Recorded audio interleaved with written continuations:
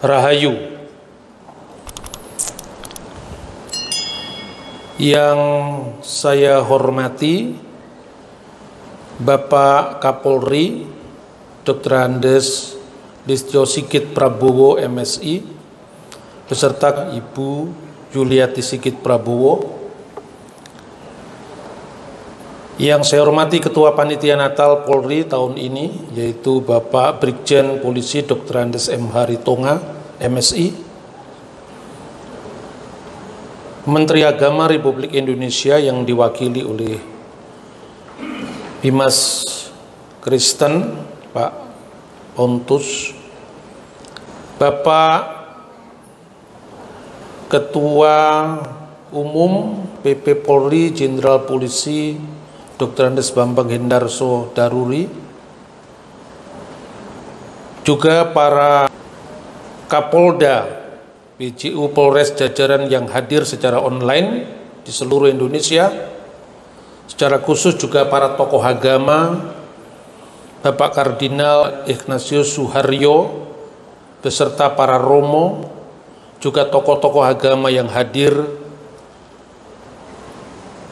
dan saudara-saudara hadirin yang saya hormati.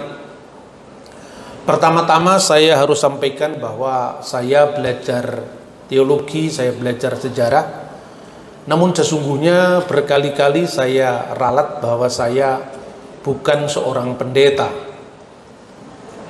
tapi kadang-kadang dipendetakan oleh umat. Tidak tahu umatnya siapa. Bapak Ibu saudara-saudara, pada kesempatan yang berbahagia ini adalah satu kehormatan bagi saya untuk menyampaikan sebuah tema yang dimintakan kepada saya adalah Banjaran Puja Indonesia. Kata Banjaran itu sebetulnya dari bahasa Jawa yang artinya kisah lengkap tetapi dalam segenggam rangkuman. Misalnya kalau Banjaran Bimoseno itu adalah kisah kepahlawanan Bima mulai dari kelahirannya sampai paripurnanya tugas sebagai seorang pahlawan, sebagai seorang tokoh yang hendak diteladani. Nah, kalau kita sekarang berbicara Banjaran Puja Nusantara, sebetulnya yang mau kita sampaikan adalah bagaimana rentangan panjang sejarah Nusantara atau Indonesia ini. Karena begini Bapak Ibu, nasionalisme Indonesia itu adalah sebuah konstruksi sejarah. Mulai kapan kita sadar sebagai orang Indonesia? Toh dahulu kita mengawali perjuangan ini dari berbagai macam keragaman kita, baik suku, ras, agama, daerah, dengan kebudayaan dan segala kompleksitas perbedaan yang lain.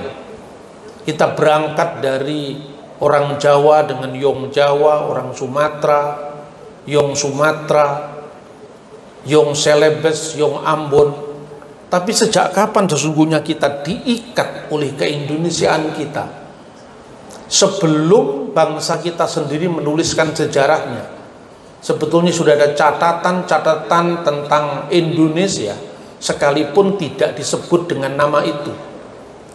Nama Indonesia baru muncul kira-kira abad 19. Dan itu diperkenalkan kemudian paling akhir oleh seorang etnolog dari Jerman yang bernama Adolf Bastian. Yang sebelumnya sudah ada kata Indonesia atau Melayunesia.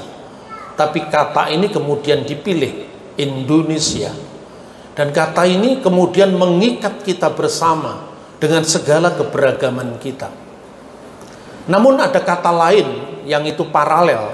Kalau kata Indonesia itu bahasa Yunani, Indosnesos, tetapi sesungguhnya ada kata dalam bahasa Sanskerta yaitu Dwipantara. Dwipa itu pulau, antara itu di seberang, pulau-pulau di seberang, yang nantinya kemudian diterjemahkan dalam bahasa Austronesia kita yang asli yaitu Nusantara.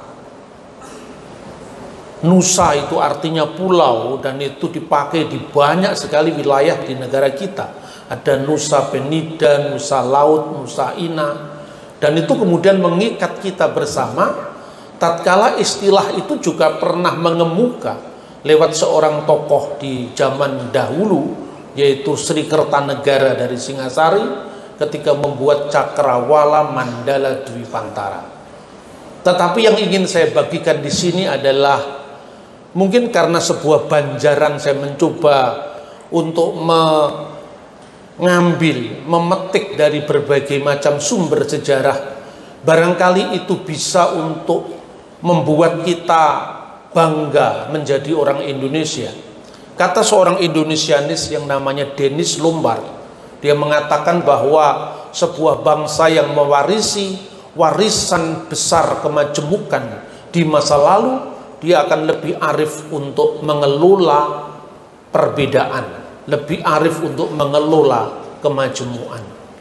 Nah, karena ini temanya berkaitan dengan Natal umat Kristiani, maka izinkan saya untuk mengutip sumber sejarah yang paling tua, yang itu nanti bisa direkonstruksikan sebagai sebuah tema besar yang namanya Indonesia.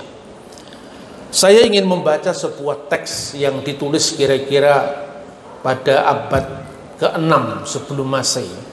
Dan teks itu ternyata adalah teks suci dari Sefer Yesayahu atau kitab Nabi Yesaya, yang tercatat di dalam bab 24 ayat 15 sampai dengan ayat 16. Dalam terjemahan Lembaga Alkitab, sebab itu permuliakan Tuhan di negeri-negeri timur, nama Tuhan Allah Israel di tanah-tanah pesisir laut. Dan dari ujung bumi kami dengar nyanyian pujian hormat bagi yang maha adil. Bapak Ibu, mungkin ayat ini sudah ratusan kali kita baca di dalam permenungan-permenungan di gereja, tetapi saya ingin melihatnya di dalam teks aslinya. Di sana ada dua kata yang sebetulnya menarik kita cermati, yaitu kata urim yang diterjemahkan timur. Sebenarnya itu adalah artinya tempat cahaya.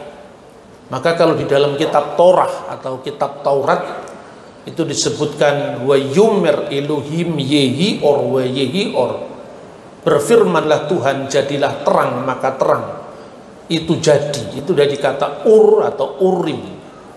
Kalau diterjemahkan dengan negeri-negeri timur, itu karena di dalam pustaka-pustaka kuno itu dikenal apa yang dinamakan negeri tempat di mana matahari terbit. Kemudian yang kedua adalah istilah Iye Hayam, yang artinya adalah tanah-tanah pesisir laut atau wilayah maritim, sehingga di dalam keseluruhan teks itu berbunyi Alhen Baurim Kabatu Adonai Ba Iye Hayam Shem Adonai Elohe Israel. Lalu yang berikutnya dari ujung bumi min kenaf haaret. Jadi ada tiga kata yang menarik di sini. Yang pertama adalah urim atau kota tempat cahaya itu muncul. Yang kedua adalah iye hayam, tanah-tanah pesisir. Dan yang ketiga adalah kenaf haaret, yaitu ujung bumi.